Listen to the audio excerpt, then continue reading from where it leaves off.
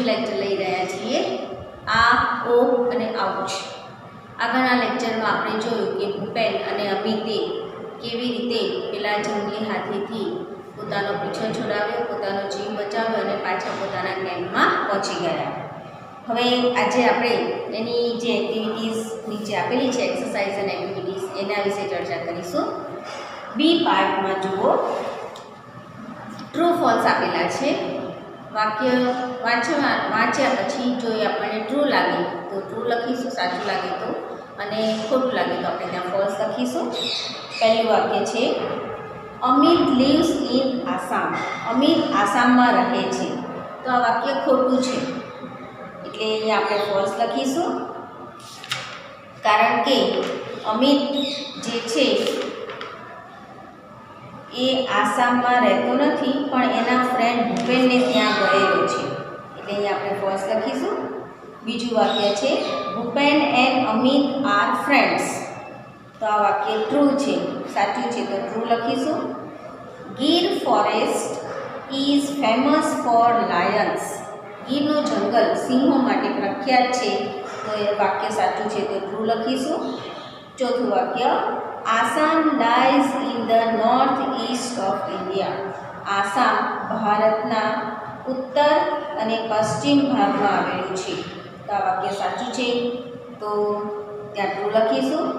પાંચમું વાક્ય છે Amit and Bhupen were walking along the Brahmaputra river. Amit અને ભૂપેન બ્રહ્મપુત્રા રિવરના કિનારે ચાલી રહ્યા હતા, તો આ વાક્ય પણ સાચું છે તો આપણે ત્યાં ટ્રુ લખીશું। ત્યારબાદ સી પાર્ટ આપેલો છે, એમાં who said and who listen, કોણ બોલે છે અને કોણ સાંભળે છે તે લખવાનું છે। એનું પહેલું વાક્ય જુઓ, why are all the trees so tall. આ વાક્ય અમિત બોલે છે અને ભૂપેન સાંભળે છે, એટલે અમિત સેડ ટુ ભૂપેન। બીજું વાક્ય છે he is going to attack us, તે આપણા પર હુમલો કરવા જઈ રહ્યું છે। આ વાક્ય ભૂપેન બોલે છે એન્ડ અમિત સાંભળે છે, એટલે ભૂપેન સેડ ટુ અમિત। ત્રીજું વાક્ય will we C any elephants, શું આપણે કોઈ હાથી જોઈશું? આ વાક્ય અમિત બોલે છે અને ભૂપેન સાંભળે છે, એટલે અમિત સેડ ટુ ભૂપેન। ચોથું વાક્ય ઇટ્સ એન એલિફન્ટ, આ વાક્ય ભૂપેન બોલે છે અને અમિત સાંભળે છે, તો અહીંયા ભૂપેન સેડ ટુ અમિત લખીશું। અને આનું આ જ વાક્ય આપણા પાઠમાં એક વખત અમિત પણ બોલે છે અને ભૂપેન સાંભળે છે, તો અહીંયા તમે અમિત સેડ ટુ ભૂપેન લખો તો પણ આ વાક્ય સાચું પડશે। ત્યારબાદ ડી પાર્ટમાં કેટલાક ઓબ્જેક્ટિવ પ્રશ્નો આપેલા છે, તો એને આપણે સોલ્વ કરી લઈએ। Tick write the correct option. પહેલું છે Assam has a lot of trees because it has, આસામમાં પુષ્કળ વૃક્ષો છે કારણ કે, તો એના માટેનો 3 ઓપ્શનમાંથી છેલ્લું ઓપ્શન છે આવશે a lot of rain and fertile soil, પુષ્કળ પ્રમાણમાં વરસાદ અને ફળદ્રુપ જમીનના કારણે। બીજું છે the cry of elephant is called, હાથીની જે બૂમ પાડવાની હાથી જે બૂમ પાડે છે તેને ખાલજીગાર કહેવામાં આવે છે, તો 3 ઓપ્શનમાંથી એનો જવાબ આવશે ટ્રમ્પેટ, હણહણાટી। ત્રીજું છે which part of the elephant is the most powerful, હાથીનો કયો ભાગ સૌથી વધારે શક્તિશાળી છે? તો એના 3 ઓપ્શનમાંથી આવશે એનું ટ્રંક, એટલે એની સૂંઢ એ સૌથી વધારે શક્તિશાળી હોય છે। ચોથું છે ભૂપેન મેડ અ લાઉડ સાઉન્ડ વિથ ખાલી જગ્યા, તો 3 ઓપ્શનમાંથી જવાબ આવશે બીજું છે આ પેપર બેગ, એક કાગળની કોથળીથી ભૂપેને એક મોટો અવાજ કર્યો હતો। અને છેલ્લું 5મું ઓપ્શન છે અમિત લીવ્સ ઇન ખાલી જગ્યા, તો જવાબ આવશે ગુજરાત, અમિત ગુજરાતમાં રહે છે। ત્યારબાદ ઈ પાર્ટમાં કેટલાક પાઠને આધારે પ્રશ્નોના જવાબ છે, તો એને પણ આપણે સોલ્વ કરી લઈએ। પહેલો પ્રશ્ન છે વિચ ટ્રી લીવ્સ આર ગ્લોઝી, કયા વૃક્ષના પાંદડા સુંવાળા હોય છે? તો ત્યાં આપણે જવાબ લખીશું The leaves of the banana plants are glossy. કેળના વૃક્ષના પાંદડા સુંવાળા હોય છે. બીજો પ્રશ્ન, What did Bhupen tell about Assam? ભૂપેને Assam વિશે શું કહ્યું હતું? તો આપણે ત્યાં જવાબ લખીશું. Bhupen said that Assam gets a lot of rain. The soil is fertile and so they have thick forest. ભૂપેને કહ્યું હતું કે આસામમાં પુષ્કળ વરસાદ પડે છે, ત્યાંની જમીન ફળદ્રુપ છે અને તેથી ત્યાં ગીચ જંગલો આવેલા છે. ત્રીજો પ્રશ્ન, Amit was excited because. Amit ઉત્તેજિત થઈ ગયો હતો કારણ કે ત્યાં જવાબ આવશે. Amit was excited because he heard the trumpet of an elephant. કારણ કે તેણે હાથીનો અવાજ સાંભળ્યો હતો. ચોથો પ્રશ્ન, what did Bhupen pull out of his pocket. ભૂપેને તેના ખિસ્સામાંથી શું બહાર કાઢ્યું? તો જવાબ આવશે.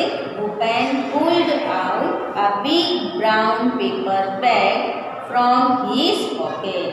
ભૂપેને તેના ખિસ્સામાંથી કથ્થાઈ રંગની કાગળની કોથળી કાઢી. પાંચમો પ્રશ્ન છે, the elephant trumpeted loudly because. હાથીએ મોટેથી હણહણાટી કરી, ગર્જના કરી કારણ કે. તો આપણે ત્યાં જવાબ લખીશું.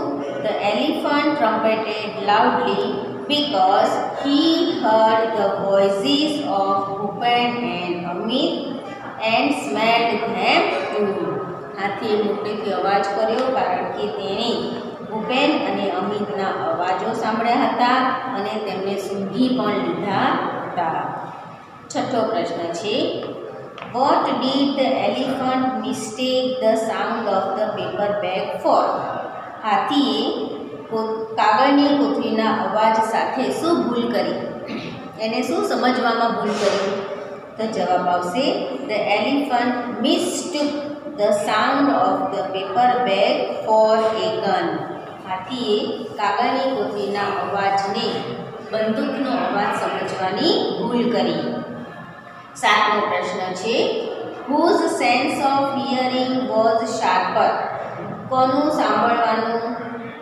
સાંભળવાની ઇન્દ્રિય વધારે તીક્ષ્ણ છે અને હાઉ ડુ યુ નો. તમે કેવી રીતે જાણ્યું? The elephant's sense of hearing was sharper because he heard the voices of the boys from far away. હાથીની સાંભળવાની ઇન્દ્રિય વધારે તીક્ષ્ણ છે કારણ કે તેણે ઘણે દૂરથી છોકરાઓનો અવાજ સાંભળી લીધો હતો. આઠમો પ્રશ્ન છે, which part of India is Assam in. ભારતમાં આસામનું સ્થાન ક્યાં છે? તો Assam is in north east India. Assam એ ભારતના ઉત્તર પૂર્વ દિશામાં આવેલું છે. નવમો અને છેલ્લો પ્રશ્ન છે, list out 7 things related to a forest. જંગલને લગતી 7 વસ્તુઓના નામ આપણે અહીંયા લખવાના છે. તો જંગલમાં આપણને જોવા મળે છે રિવર્સ, ટ્રીઝ, બુશીઝ એટલે ગીચ ઝાડવાઓ, ક્રીપર્સ એટલે વેલાઓ, એનિમલ્સ, બર્ડ્સ, ઇન્સેક્ટ્સ એક્સેટ્રા. તો અહીંયા આપણી આ એક્ટિવિટી 6 કમ્પ્લીટ થઈ. ત્યારબાદ એક્ટિવિટી 7 એમાં એક સરસ મજાનો હાથીને લગતો એક પેરેગ્રાફ આપેલો છે. એલિફન્ટની ઇન્ફોર્મેશન આપણને આપી છે. એલિફન્ટ કેટલા વર્ષો જીવે છે, એની શું ખાસિયત છે, બરાબર? તો એને આપણે સમજી લઈએ. Read the paragraph and answer the following questions. અને એ પેરેગ્રાફ સમજ્યા પછી એની નીચે આપેલા પ્રશ્નોના જવાબ આપણે લખવાના છે. તો The elephant is the largest mammal on the earth. Mammal એટલે સસ્તન વર્ગનું. હાથી પૃથ્વી પરનું સૌથી મોટું સસ્તન વર્ગનું એટલે માદા વર્ગનું નારી જાતિનું પ્રાણી છે.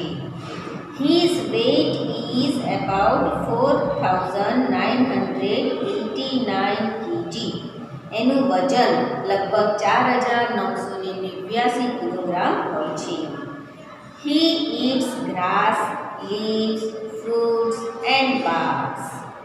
તે પોતાના ખોરાક તરીકે ઘાસ, પાંદડા, ફળો અને બાર્ક એટલે ઝાડના થડની છાલ ખાય છે. He spends 16 hours a day for eating.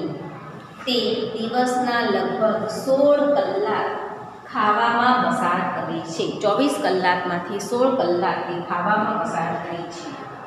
He eats 224 kg of food per day.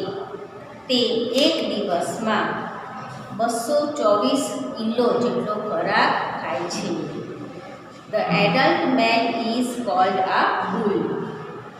જે નર પુખ્ત વયનો જે હાથી છે, પુખ્ત વયનો જે નર હાથી છે તેને બુલ કહેવામાં આવે છે. The adult female is called a cow. અને પુખ્ત વયની જે નારી જાતિની માદા હાથણી છે તેને કાવ કહેવામાં આવે છે. The baby elephant is called a calf. અને હાથીનું જે નાનું બચ્ચું છે એને આપણે કાફ કહેવામાં આવે છે. ગુજરાતીમાં આપણે એનું મદનિયું કહીએ છીએ. His eyesight is poor. એની આંખોની દ્રષ્ટિ બહુ નબળી છે. હાથી બહુ દૂર સુધી જોઈ શકતો નથી. He can smell from 3 to 5 kilometre away. પણ તેની સૂંઘવાની શક્તિ બહુ જોરદાર છે. 3 થી 5 કિલોમીટર દૂર સુધીના વિસ્તારની કોઈ પણ વસ્તુને સૂંઘી શકે છે. He has the largest brain in the animal kingdom. આખા પ્રાણી જગતમાં બધા જ પ્રાણીઓમાં, પૃથ્વી પરના બધા જ પ્રાણીઓમાં સૌથી મોટું મગજ આ હાથી પાસે છે. His sound is referred to as grunts, purrs, bellows, whistles and trumpeting. એના અલગ અલગ પરિસ્થિતિમાં અવાજો જે કાઢે છે તેને અલગ અલગ નામથી ઓળખવામાં આવે છે. દુઃખી હોય ત્યારે અવાજ કાઢે એને અલગ નામથી ઓળખવામાં આવે. બહુ ખુશ થઈ જાય, બહુ ગુસ્સે થાય, બરાબર, બહુ એને કંઈ વાગ્યું હોય અને પોતાને સહન કરવું પડતું હોય ત્યારે જે અવાજ કાઢે એ બધા અવાજોને અલગ અલગ નામથી ઓળખવામાં આવે છે. તો અહીંયા આપ્યું છે તેના અવાજો grunts, purrs, bellows, whistles and trumpeting એમ અલગ અલગ નામથી ઓળખાય છે. His lifespan is up to 70 years. તેનો જીવનકાળ એટલે એનું જીવન લગભગ 70 વર્ષ જેટલું હોય છે. The elephant's trainer is called a mahvat. હાથીને જે ટ્રેન કરે છે, જે બધું શીખવાડે છે, ટ્રેનિંગ આપે છે તેને mahvat કહેવામાં આવે છે. Elephants can hear by feeling the vibration. હાથીને આવડા મોટા સુપડા જેવા કાન હોય છે પણ તે તેના કાનથી સાંભળતો નથી. એ ખાલી દેખાવના હોય છે પણ એને સાંભળવા કેવી રીતે સાંભળે છે? તો બાય ફિલિંગ ધ વાઇબ્રેશન, ધ્રુજારીનો અનુભવ કરીને. કેવી રીતે ધ્રુજારી અનુભવે છે? In the ground with their feet. એના પગના તળિયા જમીનને અડેલા હોય અને ત્યારે જમીનમાં જે કંઈ ધ્રુજારી થાય એ ધ્રુજારી પ્રમાણે તે અવાજ ઓળખે છે, સાંભળે છે કે કઈ દિશામાંથી અવાજ આવે છે, કેટલા અંતરેથી આવે છે અને કોણ આવે છે. એના પગના તળિયામાં જે એ અમુક વિસ્તારમાં, અમુક કિલોમીટરના વિસ્તાર સુધીમાં એના જે કંઈ અવાજો થતા હોય, જે કોઈ બોલતું હોય એનો અવાજ એના વાઇબ્રેશન જમીન દ્વારા એના પગ સુધી આવે અને એવી રીતે એ સાંભળે છે. બાકી એના મોટા કાન, જે સુપડા જેવા કાન આપણે કહીએ છીએ, એ ફક્ત 100 પીસ માટે છે, એમાંથી એ સાંભળી શકતો નથી. તો આ પેરેગ્રાફમાં બહુ બધું આપણે હાથી વિશે જાણ્યું છે, કદાચ આપણને ખબર નહોતી. હવે એની નીચે કેટલાક પ્રશ્નો આપેલા છે, તે પ્રશ્નોને આપણે જોઈ લઈએ. પહેલો પ્રશ્ન છે, what is the average weight of the elephant? હાથીનું એવરેજ સરેરાશ વજન કેટલું હોય છે? તો અહીંયા જવાબ આવશે, the average weight of the elephant is 4989 kg. પેરેગ્રાફમાંથી શોધીને લખવાનું છે. બીજો પ્રશ્ન, how many hours does an elephant spend for eating? હાથી કેટલા કલાકો ખાવા પાછળ પસાર કરે છે? तो जवाब आवशे an एलिफન્ટ spends 16 hours a day for eating. एक दिवसना 16 કલાકો તે ખાવા પાછળ પસાર કરે છે. ત્રીજો પ્રશ્ન છે how much food does an elephant tech in a day? એક દિવસમાં હાથી કેટલું ખાય છે? तो अँ जवाब आवशे an elephant takes 224 kg of food per day. हाथी दररोजनु 224 किलो जेटलो खोराक खाय छे. चौथो प्रश्न है what does an elephant eat? हाथी शू खाय छे? तो अँ जवाब आवशे an elephant eats grass, leaves, fruits and barks. पांचमो प्रश्न है what are the unique facts about an elephant? हाथीनी अजोड हकीकत, हाथीनी अजोड माहिती अहीं आपणे लखवानी छे. तो एनी 3 बाबतो आपणे लखी सकीए. पहलुं छे एन एलिफન્ટ हेज पुअर आईसाइट. हाथीनी दृष्टि खूब आँखोनी दृष्टि खूब ज नबળી होय छे. बीजुं छे he can smell from 3 to 5 kilometres away. 3 થી 5 કિલોમીટરના વિસ્તારની કોઈપણ વસ્તુ કોઈપણ માણસને તે સૂંઘી શકે છે. અને ત્રીજું છે he has the largest brain in animal Kingdom. આખા પ્રાણી જગતમાં સૌથી મોટું મગજ આ હાથી પાસે છે.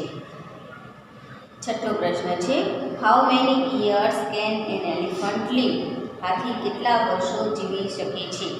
तो एनो जवाब आवशे an elephant can live up to 70 years. Paragraph में आपेलू है एमांथी शोधीने ज आपणे लखवानुं छे.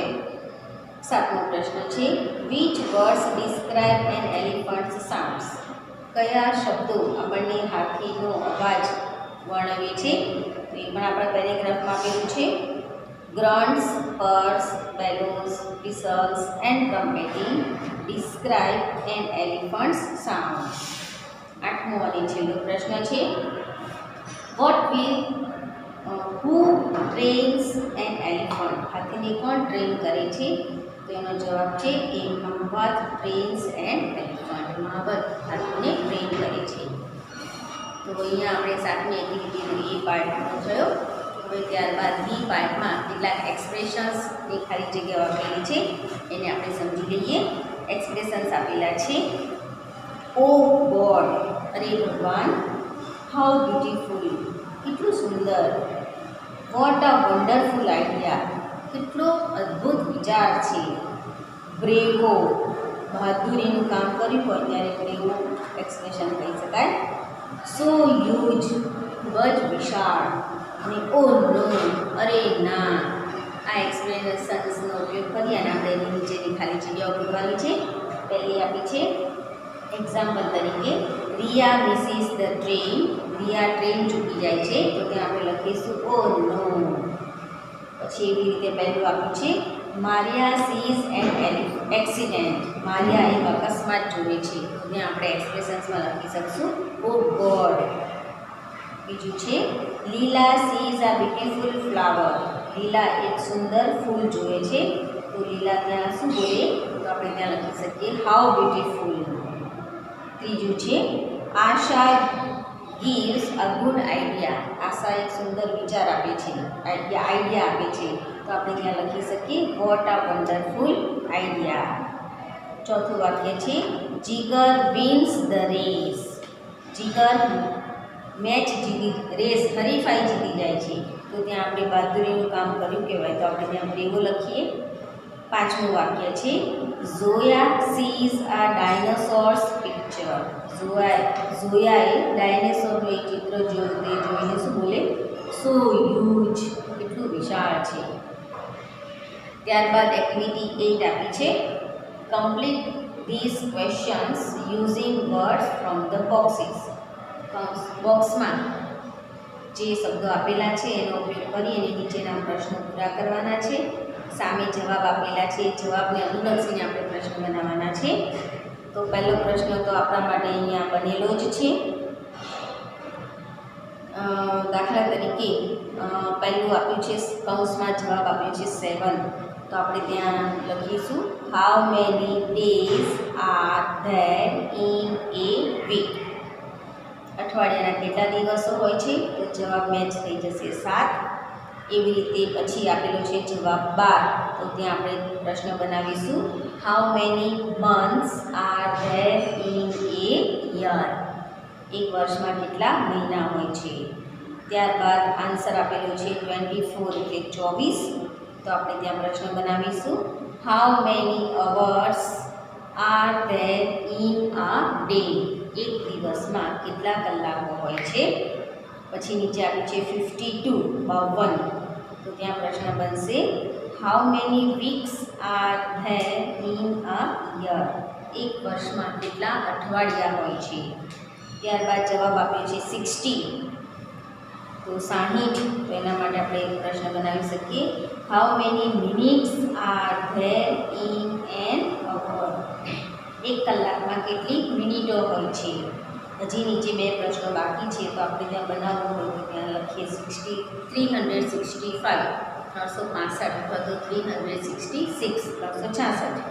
તો ત્યાં આપણે પ્રશ્ન બનાવી શકીએ કે how many days R there in a year? એક વર્ષમાં કેટલા દિવસો હોય છે? અને હજી એક છેલ્લો પ્રશ્ન બનાવવો હોય તો ત્યાં આપણે આન્સર તરીકે લખી નાખીએ 30. તો ત્યાં આપણે પ્રશ્ન બનાવીશું how many days R there in a month? એક મહિનામાં કેટલા દિવસો હોય છે? તો આ રીતે એક્ટિવિટી 8A હાઉ મેનીના પ્રશ્નો આપણે બનાવ્યા. હવે બી પાર્ટમાં કેટલાક ચિત્રો આપેલા છે. ચિત્રને આધારે પ્રશ્નો આપેલા છે અને એ પ્રશ્નના જવાબ આપણે ચિત્રમાંથી શોધીને લખવાના છે. પહેલું ચિત્ર છે 3 આઈસ્ક્રીમના કપ આપેલા છે, એની નીચેની પ્રાઇસ આપેલી છે અને એની અંદર કેટલું આઈસ્ક્રીમ છે તે પણ mlમાં આપેલું છે. તો હવે એમાં પહેલું પ્રશ્ન છે how many cups of ice creams R there in the picture? ચિત્રમાં કેટલા આઈસ્ક્રીમના કપ છે? તો આપણે ત્યાં જવાબ લખીશું there are 3 cups of ice creams in the picture. There are 3 cups in the picture. પછી બીજો પ્રશ્ન છે how much ice cream is there in the second cup? બીજા કપમાં કેટલો આઈસ્ક્રીમ છે? તો આપણે ત્યાં જવાબ લખીશું બીજા કપમાં છે 200 ml.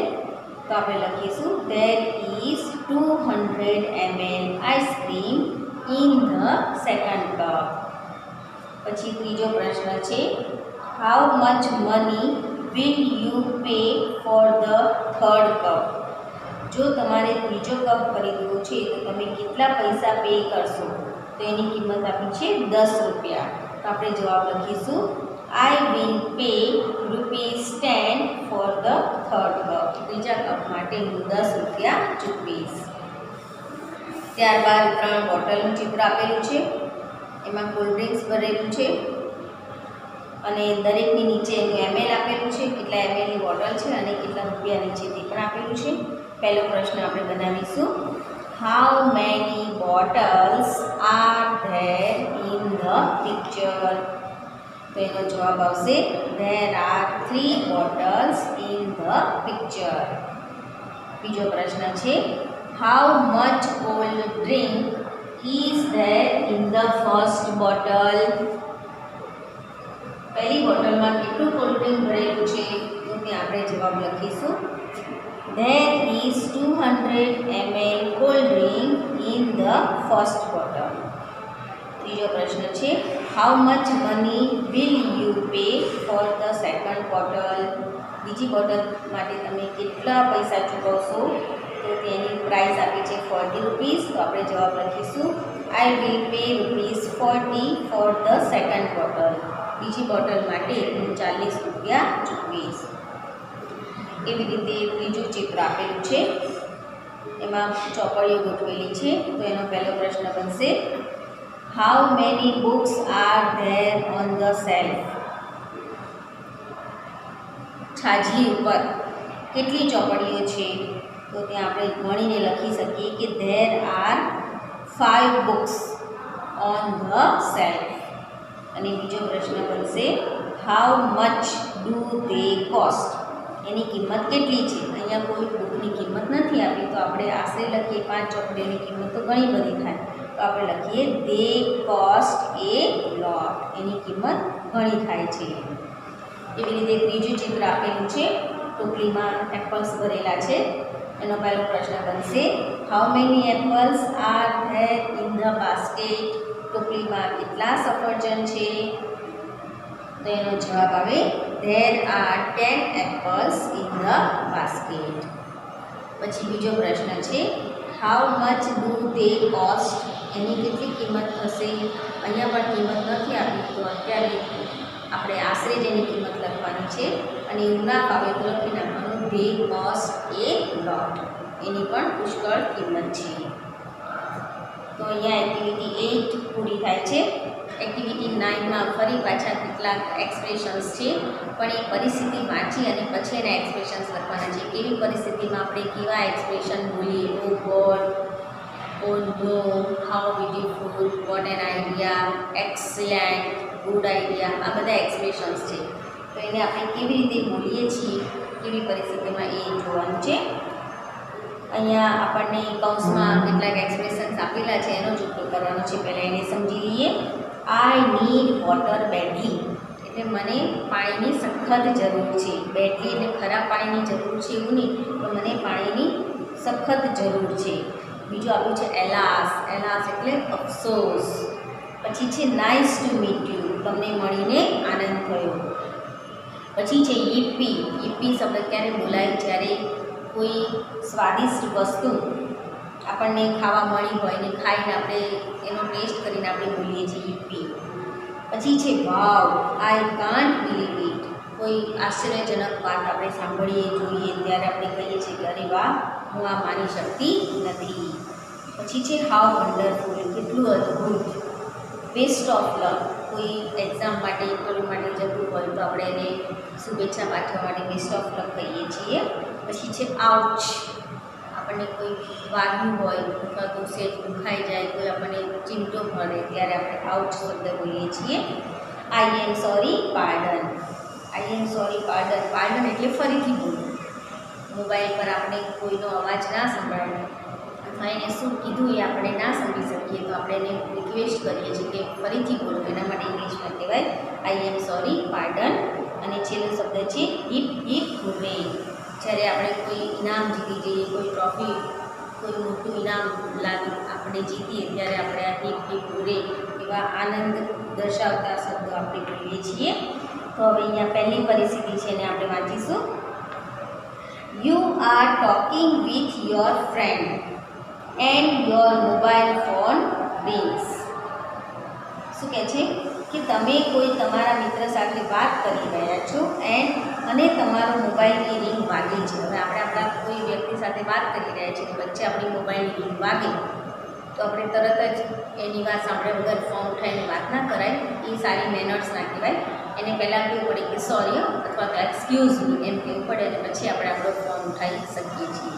અહીંયા આપણને આપ્યું છે આઈ એમ સોરી, તો આપણે ત્યાં અહીંયા લખીશું આઈ એમ સોરી. બીજું છે યુ વિન અ પ્રાઇઝ, તમે ઇનામ જીતી ગયા છો. તો તમે એકદમ ખુશ થઈને બોલી શકો, ત્યાં લખી શકો વાવ આઈ કાન્ટ બિલીવ ઇટ, અરે વાહ, હું માની શકતી જ નથી કે મને ઇનામ મળ્યું છે.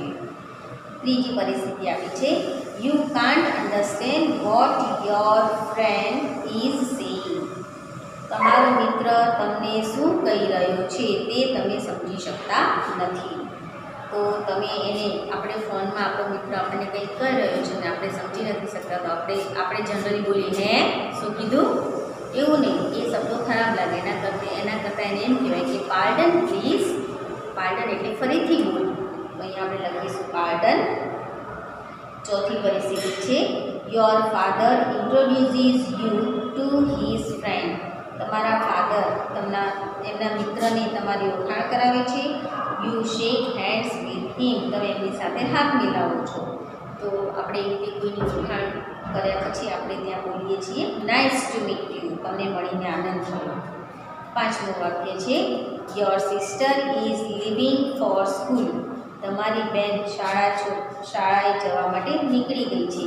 To take part in a debate, અને શાળામાં એને વક્તૃત્વ સ્પર્ધામાં ભાગ લેવાનો છે. તો એને જતી વખતે આપણે એને કહીશું બેસ્ટ ઓફ લક.